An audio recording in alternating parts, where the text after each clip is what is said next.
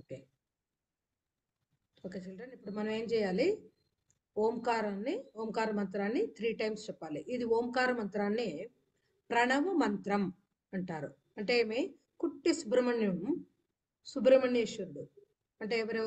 మురుగా కుమారస్వామి. ఇంకా ఏం తెలుసు మురుగన్ పేర్లు? వేరే ఇంకేమైనా తెలిసిన? స్కంద, చాలా ఉన్నాయి ఇలాగ పేర్లన్నీ. అలాంటి ఆ మురుగుడు తను చాలా చిన్నవాడు కదా. వాళ్ళ నాన్నకు మహేశ్వరునికి ఈ ప్రణవ మంత్రాన్ని ఏం చేసింది? తను చెవిలో ఉపదేశం చేసింది, ఈ ఓంకార మంత్రాన్ని. దీనిలో చాలా లోతుగా ఉండే అర్థాలు ఉన్నాయన్నమాట.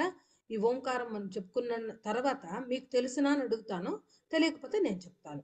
మొదట మనం దీన్ని ఇప్పుడు ఏం చేయాలి? దీన్ని చిన్ముద్ర అంటారు. తర్వాత నాతో మీరు అడగాలి, ఓంకారం అంటే ఏమి, చిన్ముద్ర ఎందుకు పెట్టుకోవాలి, చిన్ముద్ర అంటే ఏమి, అదన్నీ మీరు అడిగి తెలుసుకోవాలి. యూత్ కదా మీరు. మీరు తెలుసుకున్నారంటే వేరే వాళ్ళందరికీ కూడా దీన్ని షేర్ చేసుకోవాలి. ఆ రోజు చెప్పాను, ఎక్కువ మంది దగ్గర షేర్ చేసుకొని ఎక్కువ మంది దగ్గర క్లాసెస్ తీసుకోవాలనే. ఆ రోజు ముగ్గురు ఉన్నవారు, ఈరోజు 2 అయినారు. ఎక్కువ కావాలి, మల్టిపుల్ కావాలి అంటే అది తగ్గింది. అలా తగ్గకూడదు, ఎక్కువ కావాలే కానీ తగ్గనే రాదు. సరే చూద్దాం. ఇప్పుడు దీన్ని చిన్ముద్ర అని అంటారు. దీన్ని మన పైన పెట్టుకొని డీప్ బ్రీత్ తీసుకొని ఓంకారం 3 times చెప్పాలి. నేను స్టార్ట్ చేసినప్పుడే స్టార్ట్ చేయాలి. ఎండింగ్ ఎవరిది లాస్ట్ దాకా వెళుతుందో అందాక వెయిట్ చేయాలి. తిరిగిను నేను స్టార్ట్ చేసేటప్పుడు సెకండ్ టైం స్టార్ట్ చేయాలి. Take deep breath.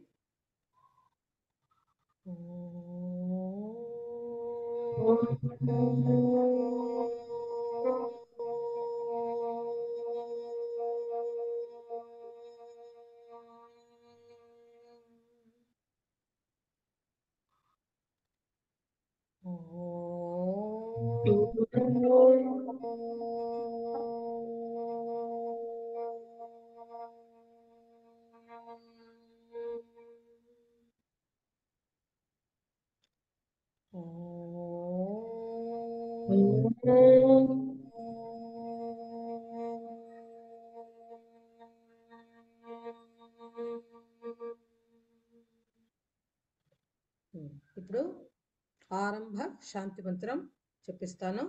చేతులు జోడించి పెట్టుకోండి. రిపీట్ చేయండి. ఓం సహనా భవతు. ఓం సహనా భవతు. భవతు రావాలి, భవతు రాకూడదు. అగైన్. ఓం సహనా భవతు. సహనా భునక్తో. సహనా భునక్తు. 2 times చెప్తారా? శ్యామ్ నువ్వు చెప్పు.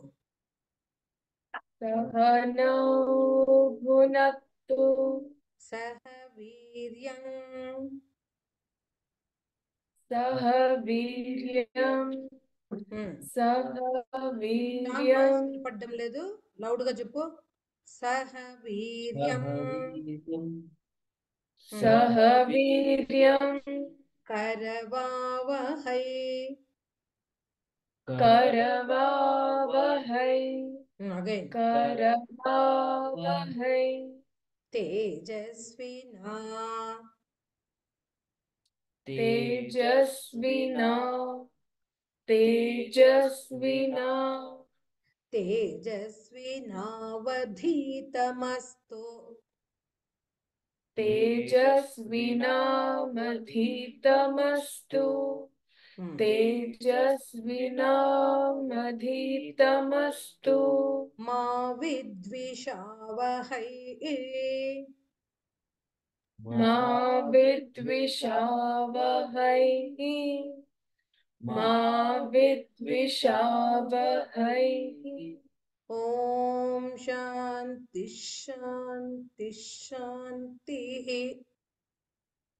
ఓం శాంతి శాంతి శాంతి. హరి ఓం.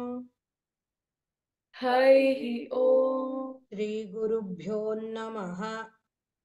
श्रीगुरुभ्यो नमः హరి ఓం తత్సత్. हरिः ओम् तत्सत् హరి ఓం. దీన్ని బిగినింగ్ हरि ओम् శాంతి మంత్రం అనే. ఇది ఎందుకు మనం చెప్పాలి చెప్పండి. లాస్ట్ క్లాస్ లో చెప్పాను కదా, ఇది ఎందుకు మనం చెప్పాలి దీన్ని. ఇప్పుడు ఒకరు చెప్పిస్తూ ఉండేవాళ్ళు గురువు, నేర్చుకుంటూ ఉండేవాళ్ళు శిష్యులు. గురువు శిష్యుల మధ్యన ఏ భేద భావాలు రాకూడదు, భిన్న అభిప్రాయాలు రాకూడదు, అంటే మిస్అండర్స్టాండింగ్స్ ఉండకూడదు, మిస్ఇంటర్ప్రిటేషన్స్ ఉండకూడదు, డిఫరెన్స్ ఆఫ్ ఒపీనియన్ రాకూడదు. అందుకోసము మనము ఆ పరమాత్మని దగ్గర వేడుకునేది ఇద్దరిలోనూ ఒక మ్యూచువల్ అండర్స్టాండింగ్ అనేది ఉండాలి. శిష్యులకు ఏది నేర్పాలి అనేది గురువుకును దృఢంగా ఉండాలి. గురువు ఏమిటి కోసం మనకు నేర్పుతున్నారని శిష్యులను అవగాహన అనేది ఉండాలి. దాన్ని తెలియదంటే ఒకరి మనసులో ఉండదు ఒకరికి తెలుస్తుంది అని అంటే తెలియని అవసరం లేదు, నోరుంది కదా, అడగచ్చును కదా. వీళ్ళును చెప్పాలి, వాళ్ళును దాన్ని అడిగి తెలుసుకోవాలి. ఇప్పుడు నేనేం చెప్పిపోతాను అనేది మీకు తెలియాలంటే మీరు అడిగితే నేను చెప్పగలను, లేదంటే నేనేం చెప్తే అది మీరు రిపీట్ చేసుకుంటూ ఉంటారు. అంటే జస్ట్ లైక్ దట్ వెళుతూ ఉంటుంది మెకానికల్గా. అది ఒక ఇన్వాల్వ్మెంట్ అన్నది ఉంది అంటే మీకు ఏది కావాలి అన్నది మీరును అడిగి తెలుసుకోవచ్చును. మీరు కావాలన్నది మీకు అర్థమయ్యేట్టుగా నేను చెప్పగలను కదా. అది మీకు ఉండాలి, ఆ ఇంట్రెస్ట్ అనేది ఉండాలి. లేదంటే యాంత్రికంగా వెళ్ళిపోతుంది. ఇంట్రెస్ట్ అనేది ఉంటేనే అది ఫర్మ్గా నిలబడుతుంది, కానీ లేదంటే వెళ్ళిపోతుంది. అందుకు ఇప్పుడు ఈరోజు విన్నదైనాను పెట్టుకొని ఆలోచనలో గుర్తుపెట్టుకుంటారని అనుకుంటారు. రాసుకోవాలి, ఒక నోట్బుక్ పెట్టుకోవాలి, ఏదైనా పాయింట్స్. నా స్కూల్లో రాసినట్టు నోట్స్ పెద్దగా అన్ని రాసుకోవడం అవసరం లేదు. లేదు, ఒక పాయింట్ 2 పాయింట్లు ఏదైనా రాసుకుంటే హైలైట్ చేసినట్టుగా ఉండాలి. అది చూసిన వెంటనే మొత్తం అర్థమైపోవాలి, అలాగ ఉండాలి. Misunderstandings or mis opinions, difference of opinions రాకూడదు. అయితే ఒకటి రాసుకుంటే దానిలో అది అనుకునే వాళ్ళకి మిగతా అన్ని గుర్తుకొస్తుంది.